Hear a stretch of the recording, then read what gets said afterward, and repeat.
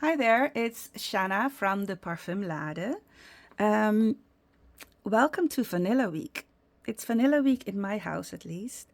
And the reason for that is because I was inspired by a YouTube video that I saw a few days ago where the creator was talking about the 2025 perfume trends, and one of them being grown up vanillas.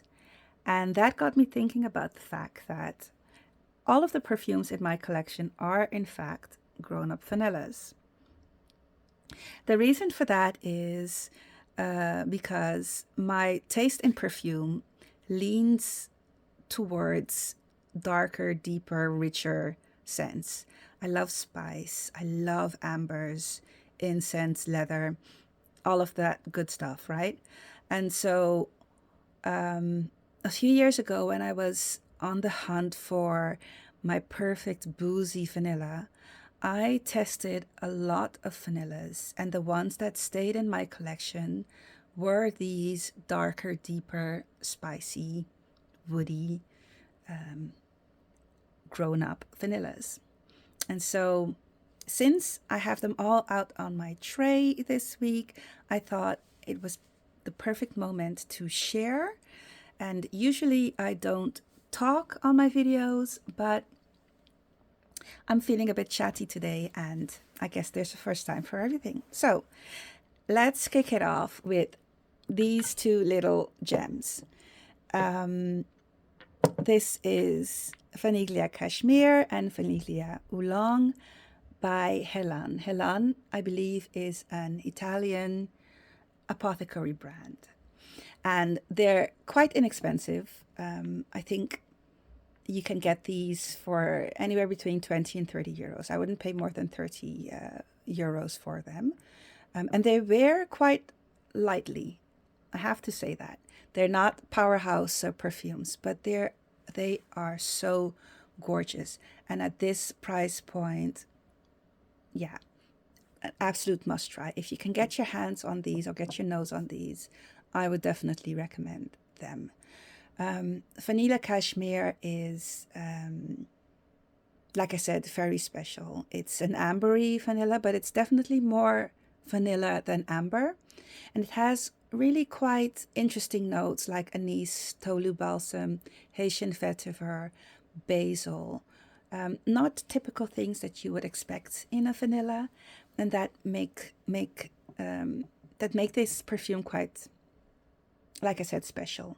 I love wearing it in the autumn, and maybe it's because of the name, but definitely a nice cozy perfume to wear when you're wearing actual cashmere. Then Vaniglia Oolong. Of course, there's that oolong tea in it that really gives it depth, but there are also interesting additions, spices like ginger and cardamom and black pepper and saffron that also fill it out and give it depth and just make it such a joy to wear. So, like I said, if you don't mind your perfume not filling a room, if you prefer something that is deep but quite an intimate scent bubble, these are definitely to try. These came in a set of three with a Vaniglia Vervein, which is, I guess, a green vanilla. And green vanillas are not really my taste. At least I'm not ever checking for a green vanilla. So I just opted to get these two and skip that one. Let's move on to Vangelis by Sylvaine Delacourt. Um, I'm going to come right out and say it. This is, in my opinion, a masterpiece. It is perfectly blended. It's perfectly balanced. There are some really strong, heavy duty spices in this perfume, like cloves and cardamom and cinnamon. And normally, if they're not done well, those spices tend to overpower a perfume. That is absolutely not the case with this. They do what they need to do. detectable, they're enjoyable, but they're never too much. Nothing is ever too much in this perfume. Nothing is not enough in this perfume. Like I said, it is perfectly balanced. It is a masterpiece. I have not smelled a perfume as perfectly balanced as this. It's in my top 10 perfumes in my hundreds of bottles collection. Let's move on to, let's just go with the flow. Novellista Vanilla Club. I have never heard anyone else talk about this perfume. It is a Tom Ford Tobacco Vanille dupe. I'm going to come right out and say it. But that was not what I smelled when I tested it in store. When I tested it in store, there was a spiciness to it that is only now that I have had it for a year and a half, I'm slowly detecting those spices coming more to the forefront. So I'm hoping that as it gets older, that those spices will develop even more and I will get that lovely perfume that I first smelled. But when I first got it, I definitely had the sense that I got a cat in the bag, you know what I mean? But it's lovely. It's a great, and definitely that tobacco vanille DNA is a very grown up approach to vanilla, of course. So for a dupe of tobacco vanille, it does what it does well. It lasts really well on clothes. It's lovely to wear, very enjoyable. I like it. I'm just hoping that it will get even better with age. Then we have an actual Tom Ford, which is Vanille Fatale. Vanille Fatale, when I first smelled it, I was so sure that this was my boozy vanilla that I was looking for. That opening is everything that we love about Tom Ford perfumes. It is rich and it is opulent and it is just so elevated and chic. But then it dries down to something kind of powdery, and while I still enjoy it, it didn't quite hit the mark on that boozy vanilla that I was looking for. But I kept it in the collection because that opening is sublime and because I still enjoy the dry down, but it's for what it is. Let me put it like that. I still definitely enjoy how chic and elevated that smells. Then we're going to move on to something a little bit more affordable. This is Majestic Green by Zara. And I just said that I'm never checking for green perfumes. But what I am checking for are perfumes made by Fabrice Pellegrin. I would say he is my favorite perfumer. The perfumes that I have in my collection that he's made are some of my top 20 for sure favorite perfumes. And so when I saw that he did this for Zara, it was a no-brainer. I absolutely had to try it. And I was so pleasantly surprised because, again, I am never checking for green perfumes. And maybe the green perfume DNA was ruined for me by a Dior Addict because I just couldn't get along with that one. And maybe that put in my mind that I don't enjoy green perfumes. Because now that I think about it, I don't think I've tried that many green perfumes. But here we are. Majestic Green is elegant, and it definitely has those green facets, but it is also still spicy as well. And perhaps that is what make it, those spices make it more wearable for me. So there's the cardamom and the black pepper, and there's also sandalwood and cedar in it. And I definitely find that cedar always brings a hint of elegant woodiness to perfume. So perhaps that was an aspect that make this more enjoyable for me. But it's discontinued now, and yeah, I have to be a bit more stingy with it. But every year when the weather gets a bit colder, I pull it out and give it a 2 or 3 wears, and I definitely really enjoy it. Then we have Babycat. Babycat is, I guess for some, this would be, when they think of a grown-up vanilla, this is what comes to mind. This and scents like Lune Féline, or what is that other one? Eau de Audacity by Penhaligon's. And there's the one by Laboratorio Olfattivo. I can't remember the name right now, but they're all a bit in the same genre, right? Or and that Rosenda Matteo number 5, I guess. They're all a bit in that same sort of leathery, smoky vanilla genre. But as you can see, I have not put much of a dent in Babycat. It just doesn't feel like me, and I'm not sure why I'm holding on to it. I guess because I'm hoping that the leather will develop a bit more in it.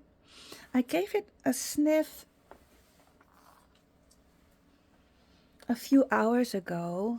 I sprayed it on a blotter, and it's definitely more leathery than I remember. So well, it's Vanilla Week, so I'll give it a wear this week and see how I like wearing it now. But yeah, before it just didn't quite feel like me. Next is, I mean, if we're talking about grown-up vanillas, I would say this is the absolute most grown-up vanilla in my collection. This is Cuir Bourbon by Elie Saab. And the name says Cuir Bourbon, but to me it's more smoky than leathery. And it's more smoky than vanillary. But it's definitely vanilla. And when I wear it, I do find myself layering it with something a little bit sweeter, another vanilla, to just pull the vanilla up a bit so that it's what I experience. It's more balanced with the smokiness, let me put it like that. And I do enjoy wearing it more than Babycat, if I'm going to be honest. But this is lovely to have. I'm really happy to have this in my collection. And then moving on to another smoky vanilla. There's a theme here. This is Pas de Velours by Nereides. And this is vanilla, ylang ylang, and incense. And what I've noticed about incense perfumes is that they definitely develop over time. So what you smell when you first get a bottle really changes in those first 6 months and into something completely different. And that is definitely the case with Pas de Velours. It's my scent of the day today, and it is so much more incensey, smoky than when I first got it. When I first got it, it was vanilla with a hint of essence. It is now, I would say, 70% incense, 30% vanilla. But so lovely. It's that incense on a bed of vanilla, and the vanilla really rounds out all the sharp edges of the incense. And it's not quite like a Nagshampa sweet incense, but it's definitely, you know what I mean, a sweet incensey smell. And these bottles, come on, what's not to love? Absolutely gorgeous. Then let's move on to the one and only gourmand vanilla in my collection, and that is Vaniglia by Mazzolari. This is chewy, sticky vanilla essence, vanilla cake, gooey, yummy goodness. I have no business liking this, but I love it. It was love at first scent. I can't explain it. I don't know why I love it as much as I do, but I do. And I love layering it with this beauty, which is Paris Sambava by Carven. And Paris Sambava is a heliotrope and benzoin perfume. So also sweet and powdery with that thickness from the benzoin resin, right? But together, they're just so sexy, sweet, enveloping, unctuous is perhaps the best word for it. Just so yummy. I love these together. So that is Vaniglia by Mazzolari. And then we have the queen, well, the king, vanilla perfume in my collection, Un Bois Vanille by Serge Lutens. This is new in my collection. I've had it for about a month, and this is my vanilla.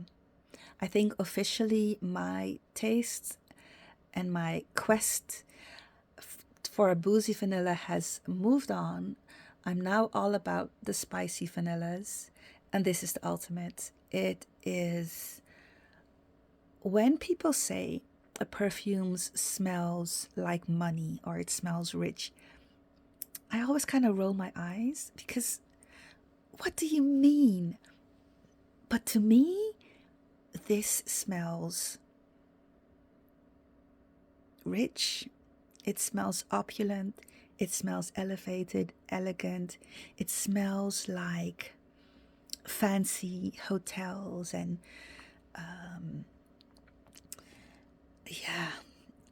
jazz clubs, sexy jazz clubs, and everything that we love about being in Paris in the nighttime, in the winter time. And it's just everything. I love this.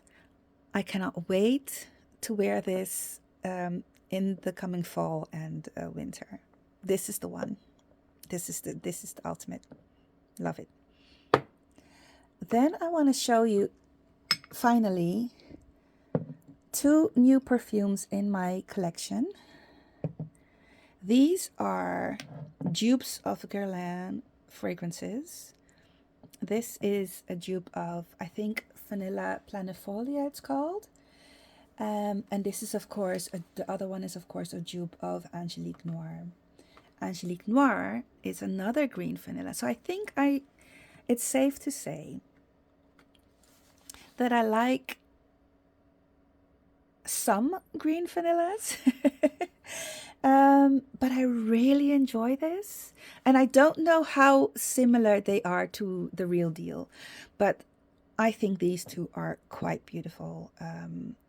I wore this the same day that it arrived. I smelled it and I was sold. It is, to me, just a beautiful spicy vanilla. Like I said, that is my thing now. I love a spicy vanilla. So yeah, these are the vanilla perfumes, the grown-up vanilla perfumes on my tray for this week. And of course, it's more than 7 perfumes. So we'll have to be wearing 2 a day, or we should extend the week into 2 weeks so we can give everything an equal amount of wear. We'll see. Oh, and you can see this one over here, Kayali's, what is that called? Vanilla Royale. When this was about 6 months old and it had macerated and I smelled it again, and I thought, oh my God, this is it.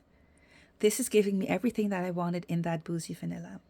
However, now that it's developed even further, to me, this is no longer a vanilla perfume. It is a sweet patchouli perfume. And so I just wanted to mention it because, yeah, if you follow me on Instagram, you know that I raved about how perfect this was as a boozy vanilla. But it is no longer the case. And I still enjoy it, not as much as when it was more vanilla forward, to be honest. But yeah. So that is a not so honorable mention in my list of grown-up vanillas. I really hope you enjoy this video. I enjoyed making it. And I hope it inspired you to try some grown-up vanillas and venture into this territory of deeper, darker vanilla perfumes outside of the more popular DNA of Babycat and the like. And I think I mentioned some perfumes that are not often talked about, so maybe I showed you something new today. I hope you enjoyed the video. Okay, take care. Bye.